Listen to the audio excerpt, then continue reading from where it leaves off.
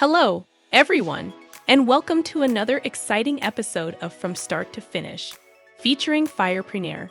In this show, we dive deep into the journeys of small businesses on their path to success. I'm your host, Natali. Today, we have the privilege of hosting a remarkable team from HHDC Group, a holistic health counseling and coaching company making significant contributions in the mental health industry. But before we delve into Holistic Health Counseling and Coaching Group interview, I'd like to take a moment to thank our amazing sponsor, who make it possible for us to bring you these inspiring stories week after week. So a big shout out to Firepreneur, an all-in-one platform where learning, creativity, collaboration, and community come together. Stay tuned. We will be right back. Welcome to our all-in-one platform where learning, creativity, collaboration, and community come together. Firepreneur is an emerging web technology and business development platform which offer great services in freelancing, digital services, e-learning, and networking marketplace. Discover our extensive collection of e-learning courses taught by industry experts to expand your knowledge and skills. Learn at your own pace, access courses anytime and anywhere, and unlock your full potential. Browse through our marketplace of digital products created by talented artists and creators. Enhance your digital experiences with high quality and unique digital goods. Connect with skilled freelancers who can bring your projects to life. Get access to a wide range of services, from design and development to writing and marketing. Join our thriving community of professionals, entrepreneurs, and enthusiasts. Collaborate, share insights, and grow together in our supportive networking environment. Experience the power of e-learning, digital products, freelancing, and networking in one comprehensive platform. Join Firepreneur today and experience the power of connections. Visit firepreneur.com for an exclusive offer. Firepreneur, e-commerce on fire. Holistic health counseling and coaching to our audience. They offer coaching and counseling services that invigorate the community with innovative interventions and solutions. Originating from Baltimore, Maryland, and making significant strides across the United States, using a holistic model approach, HHDC Group seek to provide meaningful opportunities for interactions between the communities by collaborating and supporting clients on the path to wellness. To our viewers, whether you're joining us for expert insights, inspiring stories, or just some engaging conversation, we promise you an enlightening experience. From fascinating conversations with experts in various fields to uplifting stories and much more, we've got a lot in store. So sit back, relax, and get ready to be entertained, informed, and inspired. Now, dear viewers, we'd love to hear from you. Please stay engaged, keep watching, and interact with us throughout this video. Remember to hit that like button, share your thoughts in the comments section, and ensure that you've subscribed and turned on the notification bell so you never miss an episode of From Start to Finish with Firepreneur. Firepreneur, e-commerce on fire. I'm here with Holistic Health Counseling and Coaching. With us today are Melvin, Mark, and Raven. Yes. So listen, guys, can you tell me, I got a couple of questions for you that I want to ask you real quickly. Can you tell me what inspired you to start your business? I would say prior to Holistic Health, I know I was working at an independent living agency providing clinical services where I met Mark. Me and Mark worked together for over 10 years, so I knew him as a program manager as well. And so throughout those years, we were working and helping children in foster care, and me and Mark were discussing just the state of Baltimore, the state of the services that were currently being provided. And Mark was talking to me about programming, like we should connect and do some programming of our own. Mark and Melvin connected as cousins. Yeah. Oh, wow. So I was checking on one of the young gentlemen in our program where Raymond and I worked over at a local high school here. And I told them who I was. I said, I'm Mr. Juice. They said, no, you aren't. Yes, I am. Here's my ID. She was like, you must have a little brother. I said, no, I do not. She was like, well, we have a Mr. Julius here. I said, well, we must be related. Called him. She was like, I'm about to call him down. Called him down. Saw him, and it had been some time, so we reconnected. And it's been a blessing because, again, we all saw where the state of Baltimore was. We saw also a proliferation of programming, but society was getting not the services that they needed. Right. So for us, it was more about, look, rather than be focus on what the problems are, we are more solution-oriented people. So we put action steps to solving some of what we see right, out and about. So that was the impetus for me and us to kind of move forward with this program. So and that was our journey. Our first meeting was at, what do you mean? Saturday. It was on a Saturday, and we met at the bookstore, Barnes and Noble. Oh, nice. That was the journey. That's where it started. At Barnes and Noble. At Barnes and Noble, the planning. Yeah. So let me ask this quick question. What was the immediate thing you saw that the city of Baltimore was lacking, or this area that you saw was missing? So I know for me, I worked with children and at that point, and we just continued to talk about how kids were they didn't have good relationships with their parents. Right. They would come to you for a session and you would do really good work, and then they would go back to an unhealthy environment. And so we came together and it's like, it doesn't make sense to just help these young people. We should help the entire family. Awesome. Awesome. Yeah. How would you guys define your core mission and the values that you have? How would you define them? If I was just coming off the street and said, listen, define it for me. Tell me what you do. Helping children and families. What else? Having a different kind of wellness. We try to meet people where they are in their wellness journey. So someone might benefit from physical activity, while someone might benefit from sitting on a couch, while someone might benefit from cooking lessons. So we really try and help people where they are to meet their needs. Healthy families, stronger communities. Awesome. Yep. That's excellent. Healthy families, stronger communities. So what type of services do you offer? We currently offer outpatient therapy. We offer individual and group therapy. We offer medication management, substance abuse, level 1 and level 2. We also offer psychiatric rehabilitation services and home health services. Okay. Can you elaborate a little bit for the medication management side? So for those that are diagnosed with mental health diagnosis, those that require medication assistance, those persons are able to meet with a nurse practitioner who will go over their goals, their wellness goals, their symptoms, and they're able to prescribe medication to assist with managing the diagnosis. And all of those services you provide here internally, and then you provide the people to come to them, or do you all go? Internally, virtually, and we provide on-site services. So if transportation is an issue, we can have someone meet you where you are. Okay. Yep. So from a family end, because you mentioned that you have family services, that it's not enough just to have the child get the attention that it needs and the services, but you need to include that with the family. So as a family member needing to have that service as well, what type of services you offer for just the family? So would you include my brothers, my sisters, my cousins, and whoever else is in the family, or is it just mom and dad? So is it defined by each patient, I guess, would be different in some way? I would say it's defined by each patient. So we ask, like, who do you want involved in your treatment, right? So, of course, for minors, we have to involve the parent. Okay. But some people have significant relationships with uncles, aunts, and cousins. So who do you want a part of your wellness team? So that's who we provide the services to. Wow. Yep. And so if I'm in school, let me ask this question because it was in my mind. If I'm in school and I'm showing certain behaviors in school, you also go to the school and assist me in school? So there'd be a report that I'm getting some type of counseling to deal with whatever the issue is that I'm having in school. So I'm sorry. So you partner. I'm asking really if you include the school for sure in the process and how that works for the family. So if I'm just the family getting all this counseling and the system never knows, right, then my child is still at a detriment to wherever we are. Right. So one of the goals with the permission of the school, all districts are different. Correct. There's a process, a very thorough process here in Baltimore City before you can enter into a school building and have those services be delivered.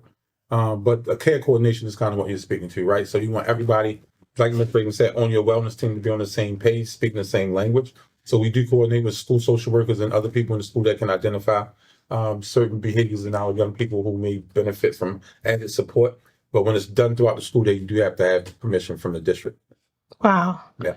What sets your holistic counseling and coaching separate from other people? What makes you different? I would say because we use a holistic approach. So traditionally, when we think about mental health, we think about therapy. And I think Melvin was speaking to sitting on the couch, speaking to someone. But we know everyone is not there to speak about mental health, to speak about depression. But they may be at the point where they want to speak about their social health, right?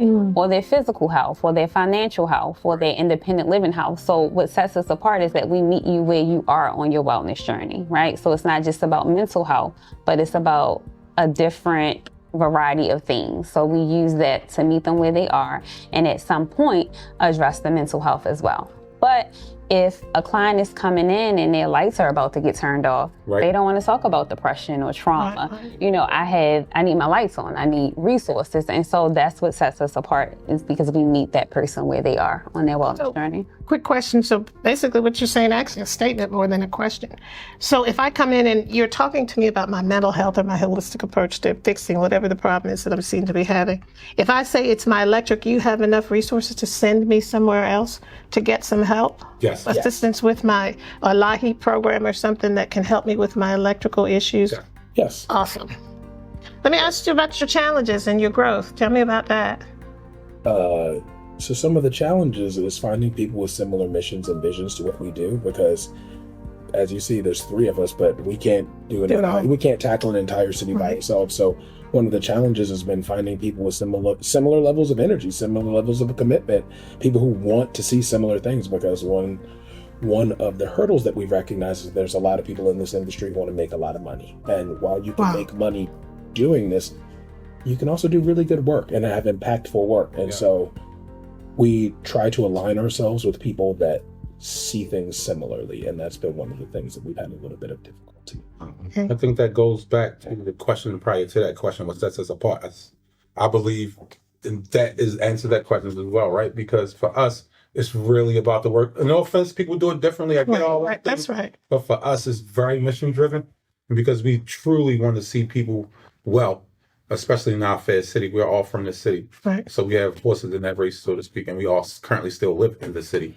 So it's not, let me jump in here and then go back to that magical place in Westminster. No, we're here to make the city a better place. And like Melva said, because it's yeoman's work, we can't do it all, but we can do enough. And with more collaborators and partners in this work, we can move individuals, neighborhoods, city forward. And it sounds like you guys are committed to community. Yes. To increasing the lives of the community. So you're changing lives, changing people, and increasing the areas that you live in. And it's so important in what we're trying to do if we're going to diversify who we are as a community. And that's wonderful. That's absolutely amazing that you guys take the challenge on and say, listen, okay, we're here.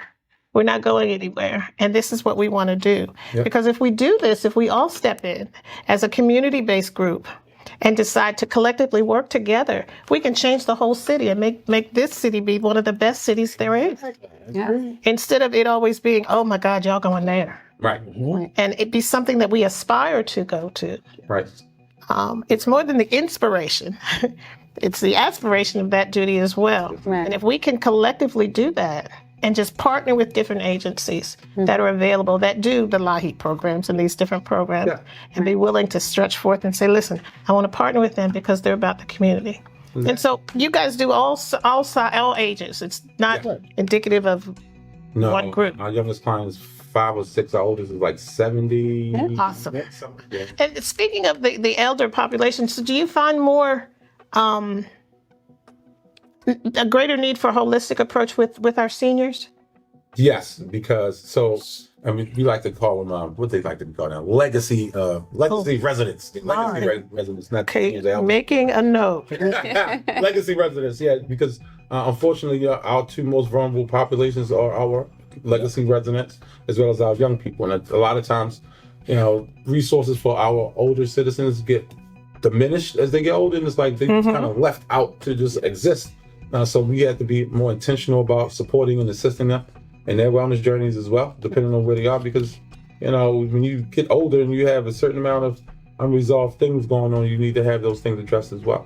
So we help those people, because far too many of our older people are taking care of our younger people now. That middle, unfortunately, because of different traumas and substance abuse and different things going on for our, direct parents. Our grandparents need to, they are stepping in. Right. But, they still need support in it because it's a completely different world. If you like 70 and your grandchild is 15, this thing changed everything. Right. Social media, grandparents don't know about fake Instagram pages and they just don't know. But that young person could be completely off the rails. You might just not know.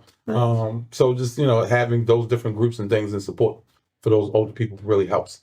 And I think, too, working with elderly through grief, right? Because grief is more than death and dying. It's a lot about loss. So loss of some physical abilities or loss of some relationships or friends no longer being here or activities that they were participating in. So helping them work through that and also making connections to the community, helping them learn about the internet or how to send an email and just providing those supports to our elderly legacy population is helpful as well. Awesome. And specifically for the legacy, see, I'm learning the word. For the legacy population, there is a great need for them to learn how the new system works. The new system being the intellectual side of the phone and media and all the IT stuff that goes with that. It's changed so dramatically for them now versus then. And then you have a lot of seniors that are going through some issues more than the grief aspect, but they're worried about dying. Yeah. That's the hard thing. They're worried about dying and they're worried. When you have more life behind you than in front of you, that's a hard reality. Right. So helping them mitigate some of those feelings and things, helping them maintain a purpose as well. Because a lot of times people identify with their job. And once you retire, it's like, well, oh my. Right. You have to stay positively busy, just like we intend to keep our young people positively engaged and busy. Our legacy residents need to be positively busy as well. Right. And when we think about resources too, when we have our legacy persons come in and they need to apply for cash assistance or energy assistance, and they don't know how to use the computer. Right. They don't know how to upload a document and things like that. So those are, again, those supports that we do offer because it's hard. I need my lights turned on, but I don't know how to use the internet. I don't know how to submit an application so those are things that we also work with. And then some of the things that I've run into the legacy legacy people with has been the question of, what do I do? I'm by myself. Mm-hmm. And part of the statements that have been made to me, I didn't anticipate being by myself. Mm-hmm. And so how do you address that with them? And it's just them. Their babies are gone. Their children are grown. They have their own families. Right. And oftentimes those legacies are left. Yeah. Not intentionally, but sometimes intentionally. But so how do you address that? What do you do? Groups. Mm-hmm. So we dance classes, community. Because being alone and lonely are two different things. Correct. I can be alone, but I don't necessarily have to be lonely. So what are those groups, supports, aqua aerobics, crafting classes? I love that so much. Yeah. Those different things. Check those different boxes. And having community events where you can see that while you may be alone, you're not alone. You have your neighbor, you have the kids, all these people are part of your community and the resources that you can rely on. And making connections. How do I make that connection? How do I know this is somebody that I connect with that has similar interests and that I could do things with? And, so how do I make that connection as a legacy person? Yeah. So let me ask this question. As a subscriber watching this right now, define for me what lonely is, what's alone. Mm-hmm. What's the difference? I would say alone could be by yourself, right? Okay. Loneliness would be, I'm bored, I don't have anything to do, I don't have a purpose, but you can be alone by yourself but still entertain, right? So whether that's playing a game, watching your favorite TV show, making your favorite meal, sewing, doing some type of craft. Though alone, you're not lonely. Tell me what your unique challenge is for you right now. More therapists? More therapists that is mission driven. Mm-hmm. More therapists that are engaged with clients. More therapists that are intentional about helping people move forward. Yes. It's therapists, don't get me wrong, but like any other business, sometimes people aren't aligned in your mission. Right. And that makes it difficult because you find that out the hard way. And next thing you know, this person has 10 of your clients, but not everybody is. Our level of expectation is different than most other companies, right? Yes. Because I'm blessed to have 2 partners that are licensed therapists. I am not, but they're like geniuses. So they set the bar for High. therapy really high. So for me, when I interview or when we interview therapists, it's like, bro, if you're not on a direct path to be as great as them, you don't need to be here, because we're trying to make people great. And then at the same time, help people that we are working with. If you're not trying to be great and or help the people we're working with, I'm in the team. And it's, so that I think, aligns with what you're asking. And moreover, since you're granting wishes, we need grants to continue some of the unique programming that we do as well, because those programs cost money. Okay.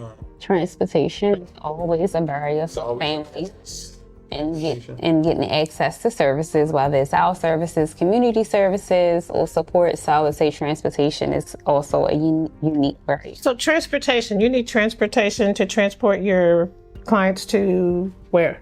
On-site. Events. Events, different groups that we do in and around the city and or outside of the city as well. Because people love to do it, but I can only fit with so many people in my car, and if 20 people want to go, like we had to figure those things out. So having that magic wand wave and getting us that Sprinter van. So I think Probably not too, it's also about exposure. So if we have a stable on the Eastern Shore and we want to bring our clients to the stable for them to see, to learn, and see something different, again, that's where transportation would come into play. Okay. So in the sense of expansion, expanding the business, what would you like to do? Selfishly? Not selfishly. Either or. We're just talking. Hire 20 therapists. That would be awesome. No. Yes. I want an office in every state. Wow. That's the goal. Because even if we're working with 10 and 15 families in each state, imagine impact that can have while we continue to collaborate with other agencies that do similar work.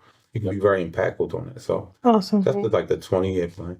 Well, but it's a doable plan, and it makes sense, because if you have other people need to be able to have access to good, holistic coaching and counseling. Right. Period. Yeah. And that's a way of life. We need it at any given point in our life. Yeah. Whether I'm grieving, whether I'm just having a moment, whether my job is getting on my nerve, or people or parents or things or items, it doesn't matter. Yeah. Well, the economy, what if I've just learned that I have to be on dialysis machine? That's a huge hurdle for people. Yeah. Getting put on dialysis and you've never been on it before. Right. And now all of a sudden you're going to be hooked for the rest of your life. Unless something comes. How do you talk to somebody about that? How do you get somebody to say, listen, it's going to be all right? Now you're stuck in a place for 4 hours a day. Yeah. If you're going, or 3 days a week or what have you. Yeah. And then you got to worry about transportation, because that component is no longer available to you if you're not on Medicaid or something similar, or you don't have a family member that can take you there. Right. Yeah. And so the conversation, if I'm that person, what could you possibly tell me at this given point? And I'm healthy, and now all of a sudden, because my sugar's been high, my blood pressure's been high, and I didn't listen, and I didn't believe that I needed to diet and exercise, that this was something that was preventable. Right. Maybe. Now I'm here. So what do you do? I just gave you a scenario. Talk to me. So we have a holistic approach. And so we have a team of people that we work with. We have a nutritionist, we have people who work with physical fitness.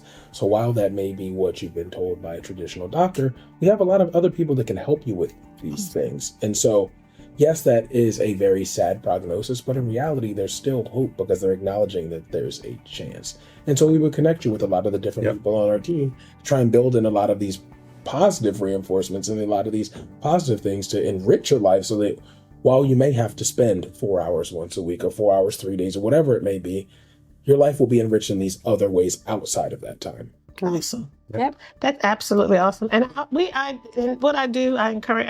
encounter that a lot with people coming in and walking and listening to people that have had that trauma. And it's a difficult time for people. And if you don't have a support system, be it your family or somebody else, it's a problem. Yeah. My mother had dialysis, but we put her on home care dialysis. So we did her dialysis at home. So she was still able to travel and do certain things. But everybody doesn't have that. Right. Luxury. And what I'm finding is the more that I travel and the more places I go and people I meet, there are more of us being on dialysis. Things are popping up faster than Family Dollars. And you wish that there were more nutrition places for nutritional health that encouraged us to eat better and exercise. At a lot younger of an age. Yeah. Yes. Correct. Right? So we have too many of our people, the food options. I mean, let's be honest there, right? Since neighborhood you can go to that is one grocery store within biking distance. Right. Forget walking distance, Right. right? So you're looking at those things. And then when you do have those stores, sometimes it's not the best produce. No, and It's those not are the freshest challenges. meat, right? So now, what do I resort to? Sub shop, Right. chicken boxes, Cheetos. You can't eat that. All with high nitrates, potassium, and sodium in them. And all those things, right? And two, if you're not exposed to those healthier food options younger, then when you're older, you're less likely to eat them. I remember we ran a nutrition group and So bought some acai bowl, and Listen. they were like, "No, we don't What like is that? this. What's it this?" doesn't have salt. It Talk doesn't bad have about me. sugar. Why is he bringing No this salt, in? no It's all sugar, fresh Yeah. food, no colorful. cheese. Yeah. Listen, for the most part, you ask a young person two things. One, when the last time you had a vegetable? Watch their face. They were like, and lettuce on the sandwich does not count. Mhm. They really can't. Tomatoes on a sub. No. Right? They really can't, right? One.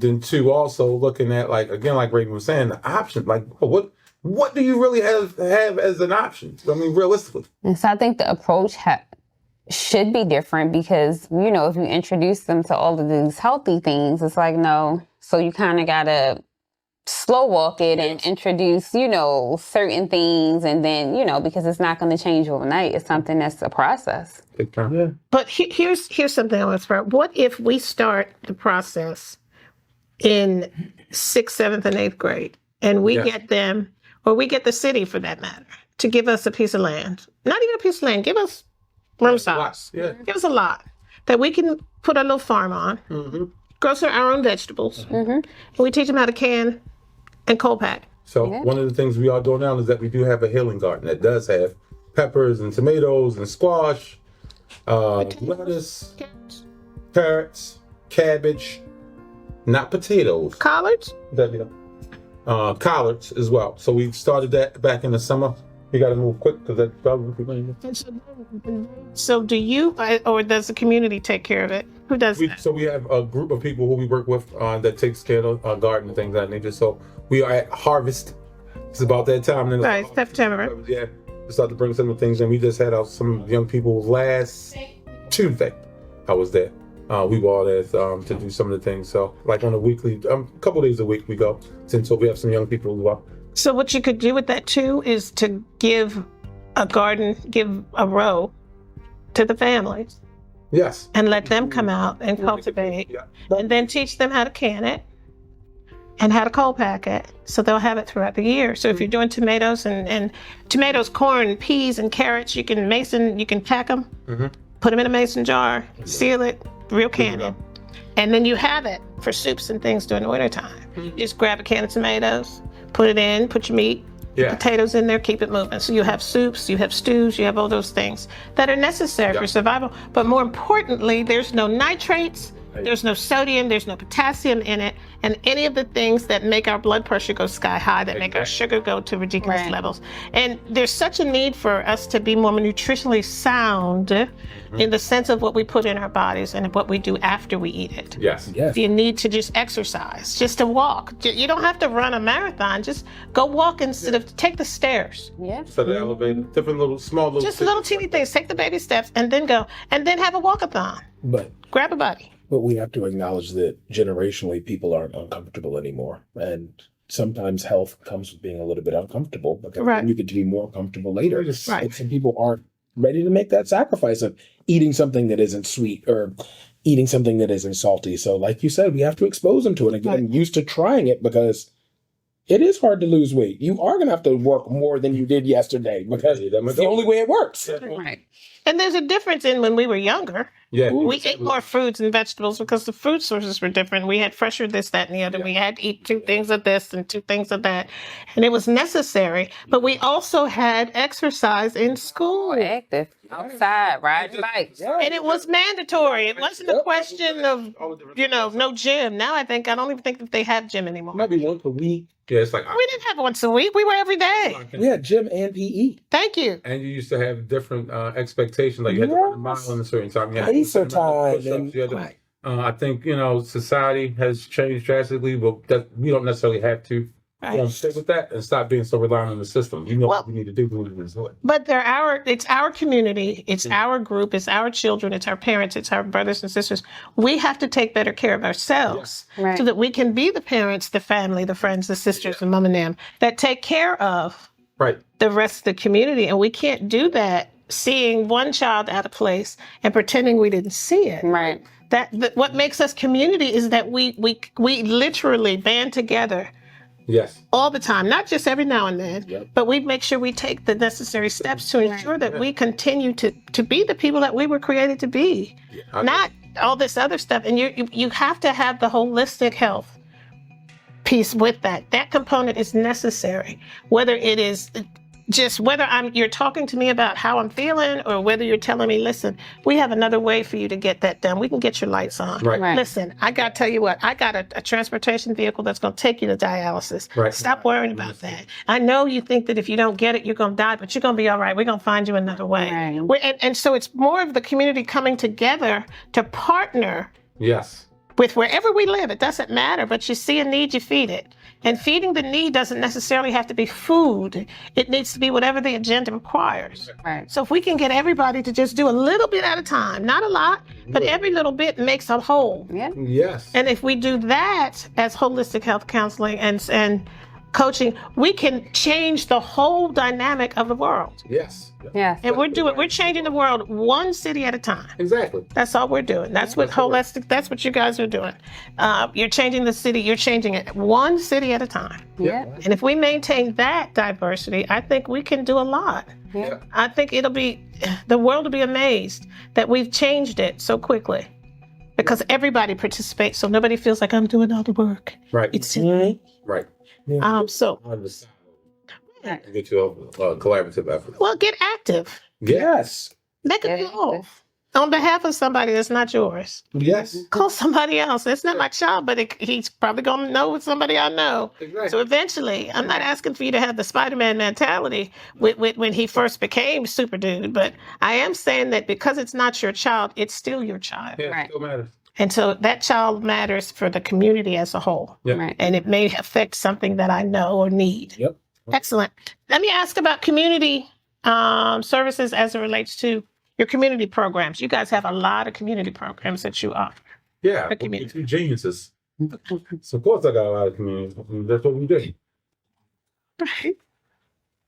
So you want to delve into that for a minute. So one of our leading programs, Training for Wellness. It's a program where we work with young people intentionally in certain zip codes who aren't always introduced to resources and things of that nature. It's a equine program where the young people learn how to groom, walk, farrier, do all kinds of things with the horses. But then also they do a lunch and learn every session. The last hour is a lunch and learn where we talk about different mental health topics as well. So they get a full wraparound programming from that. And they get paid. And they get paid. That's the important part. I was going to say, because it keeps them coming back. $15 an hour, yes. And then we tie it into, caring for yourself. How do you care for a horse versus yourself? So we tie the topics into their work with the horse. Like proper grooming, how it's important there for the horse, but then also us as human beings as well. How can you tell when the horse is afraid?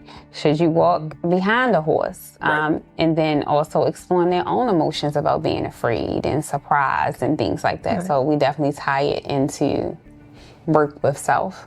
So everything that they're doing in most of the programs, it seems like you try and tie it into their everyday life. To make what they do be a part of their life, meaning that it's a daily process. So this is what I do because this is what I'm trying to accomplish in my life.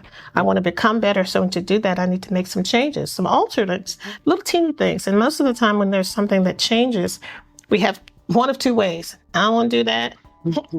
Or I'm going to do that. And if we can get people to look at the end of the result, being I'm better than I was, and I'm not where I used to be, because now we have something to aspire and inspire towards, and not just be, this is the best that I am. Because even thinking about the Training for Wellness program, a lot of our young the youth, they were afraid of horses, right? So how Because they were large. Yeah. They never, They're they're huge. But how do you, when you're afraid of something or when you're scared, how do you make those next steps, right? To feel comfortable. Again, that's a lot. Teaching them, things in everyday life. What do you do when you're afraid? And saying that was my next question to you. So most people are afraid of holistic health, counseling, and coaching. How do you make that invitable for people? How do you make that less fearful for me? And I would say, I feel like we do a great job. And that's one thing that also sets us apart from other agencies is that we do really well with engaging the community, right? So connecting with them, making that first connection, because that first connection is important. So whether we're at a community event, a school, I remember we were at some school and we had a table there and we were just looking around the room and how people were not engaging rather. The back to school event. Yes, I do remember that. The kids came over, they were laughing, we had them writing down What wellness meant to them. So I think what sets us apart and what helps us is that we do really well with engaging, right? Making that initial connection to make them want to see that it's not traditional mental health. We think outside of the box. There you go. One of our things. There you go. A different kind of wellness, right? So wellness looks different from everyone. So how do I, engage this person so that they want services, right? Because mental health therapy is something that you have to want for it to work, rather. So I think, again, to double back is the way we engage the community and connect.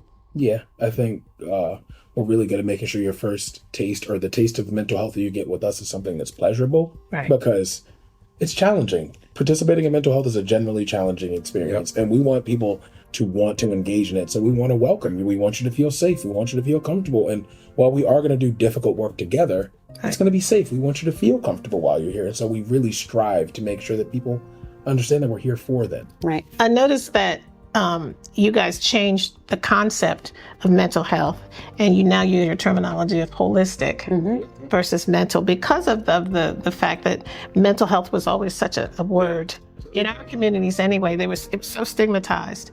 That I think alone offers a brighter way to get to you. So if I'm someone in the streets and I don't know anything, how would I get to have your service? What do I do? Is it just a question of picking up a phone call or? Phone call, QR code, website. We're at not every community event, but we are out and about at least once a month at an event. So you most likely to see our logo, our tent, and our tablecloth and things. We do a lot of canvassing in certain neighborhoods and things of that nature as well, just so people are aware of some of the things that we are doing. Social media pushes a great newsletter. Good. So that kind of permeates and Collaboration. That's true. Talking to different people. So they're aware of the different things that we do and different level of programming and things. But it is a different kind of wellness. It's very different. I mean, if you want that traditional service, you can go right in that office and sit on that couch. For the most part, that's not what it's about. So the completion button. Okay, we're gonna bring it down. I was on the roll. Okay, we've had a great time here with, you guys are bad, with holistic health, counseling, and coaching. Yes. It's been a great time. I've thoroughly enjoyed my time with you guys. Community, if you're interested, please pick up a phone, go to your websites, go to your scanner, media, find a way. Go to the community, actually go to your schools. Children, if you need issues, go to school. Ask a counselor. Find out. Go to every event that they're at. These are some great folks, and they do amazing jobs. Say one thing real quick. Absolutely. So we can be reached at 443-853-8686. Our social media handles are simple. It's the name of the company, Holistic Health, Counseling, and Coaching. So you can see that on Instagram, Facebook, and you can also go to our website, www.hhccgroup.org. Great. 2 H's, 2 C's. Thank you. Welcome to the world of buying and selling freelancing services, where talent meets opportunity. Firepreneur is an emerging web technology and business development platform which offer great services in freelancing and digital services. Are you in need of specialized skills or looking to showcase your expertise and earn income? Look no further. On our platform, you'll find a diverse community of talented freelancers ready to deliver exceptional results. From graphic design and web development to writing and marketing, our freelancers offer a wide range of services to meet your needs. With just a few clicks, you can hire a skilled professional, collaborate seamlessly, and bring your projects to life. Freelancers, this is your opportunity to showcase your skills, build your reputation, and grow your client base. Join a platform that connects you with clients who value your talent and are willing to pay for your services. Whether you're a client in need of specialized services or a freelancer ready to offer your expertise, our platform is here to facilitate your success.